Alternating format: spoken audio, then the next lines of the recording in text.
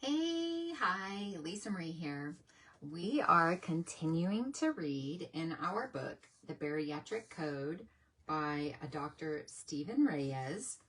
We left off on starting chapter 1. Woo woo. So we're going to pick up and start right at the beginning. Page 1, chapter 1. Oh, let me press start. Okay. Chapter 1, Stories. Stories. Who doesn't love a good one? Stories have the ability to move you, motivate, and inspire you. They allow you to identify with the storyteller and learn life lessons from what they've shared. Stories can be very compelling. As someone who listens to other people for a living, I've heard some amazing ones. To me, nothing is more powerful than hearing someone's testimony of trial and triumph. And in hearing a fair share of stories, I'd like to think that I've developed a listening skill that allows me to pick up on details, patterns, and themes in people's lives. It keeps what I do in the field of psychology stimulating and interesting, and probably the most prized value in stories is that they influence and encourage change in behavior and change in thinking. Over time, I've become deeply familiar with the themes that emerge in my patients' stories. While every journey is unique, there are common threads, areas of life that require meaningful adjustment. In my experience, patients who avoid addressing these areas often struggle to maintain their health and weight loss over a long haul. But those who do confront them begin to unlock what I call the bariatric code for lifelong success. They're able to sustain their health through living out a philosophy of principles that comprise the code. This book is designed to help you do the same. Within these pages, you'll find material that invites reflection, helps you make sense of your own experiences, challenges your thinking, and encourages personal growth.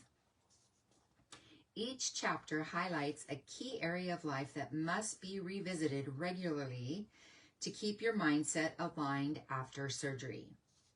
Think of your mindset as your operating system. It functions best when it's clear, focused, and unburdened, very much like your yard. And like tending a yard, maintaining a healthy mindset is a continuous process.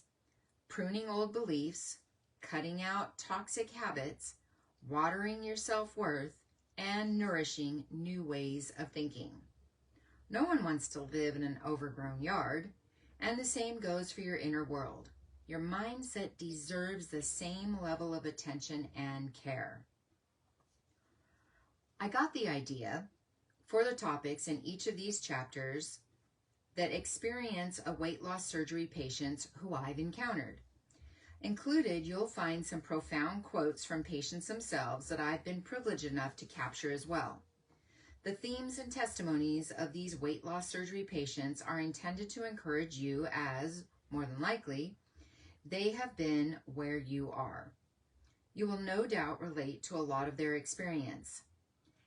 And the things that don't necessarily pertain to you are opportunities for you to expand your capacity for empathy. As many patients have reminded me, this is all mental. What they realize is, though their surgeon worked on the abdominal part of their body, it's up to them to address the mental aspects.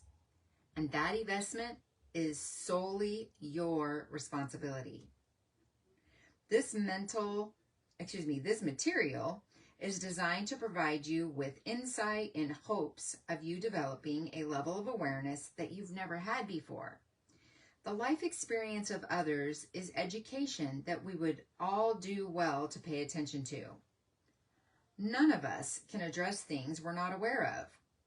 Once we become aware, it's a matter of ownership. Insight empowers us to do just that. Amen. I encourage you to take notes along the way, highlight, underline, and write in the margins of your book. This helps solidify the things that really speak to you. If you have the corresponding workbook, follow along and dig deeper into any issues you relate to. There are practical things to process and behaviors you can put into place to help you manage your life in a proactive way. And the alarm is about to go off. There it is. So I'm going to pause there. So we're stopping at the top of page 3. What do you think of this one, huh? Stories? He said something way back here. Oh, stories, hearing other people's stories of testimony is their testimony of trial and triumph. And I think, especially in our community, when we go through things, I know a lot of times I think I'm the only one until I make a video saying, I hope I'm not the only one. But this is the way we learn how others have done it, either by their experience, good or bad. And if we're like them, we then tend to want to try it the way they did it, learning from their experience instead of the hard way. Unfortunately, I learned so many things the hard way. And I really, really like this too, that he said, the most prized value in stories is that they influence and encourage change in behavior and change of thinking. I've had that way too many times, especially at conference, meeting different people and talking to them. It gave me a lot of aha moments that I have a different way of thinking of a few things. What else? Oh, even though our stories are not the same and we all have a different experience, I like that the areas of life that require meaningful adjustments, this is a true ouch moment, but patients who avoid addressing these areas often struggle to maintain their health and weight loss over the long haul. And I lived 50 years in the old way of thinking and behaving and doing the things I've done. It's going to take a little time to get that automatic pilot to not do the automatic things that it has done forever and ever.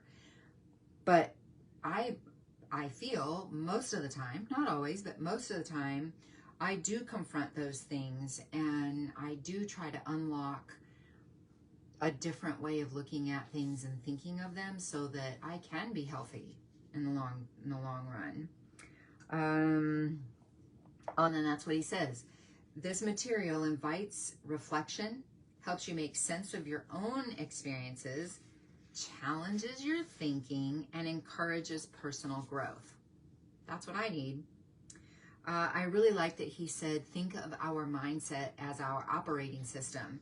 And then he also gives an example of like our yard.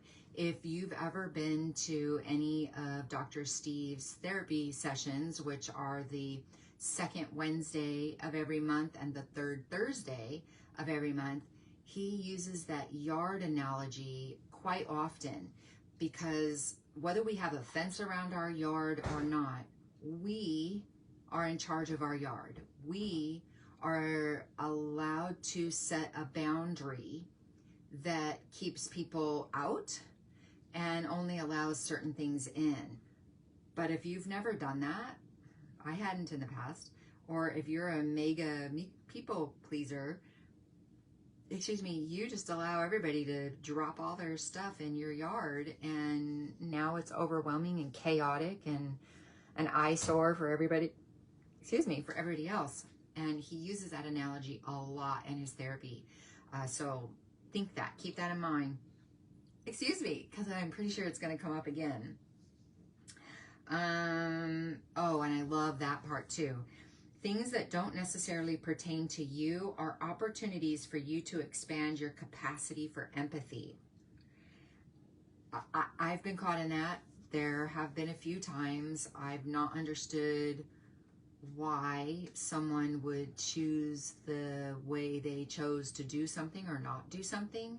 And then I have to remember that's their journey and that's the way their mindset is in that moment of what they can do. And kind of like that old adage, our parents parented us the way they did to the best of their ability at that time. The same is true for our journey, our health journey, and what we're doing for us and or our family and our support people and stuff like that is the best that we can do with what we have in that moment. However, with this, we're going to learn better about what to do with those moments. And we're going to learn it because we're going to read it and then try to implement those things. And there you have it.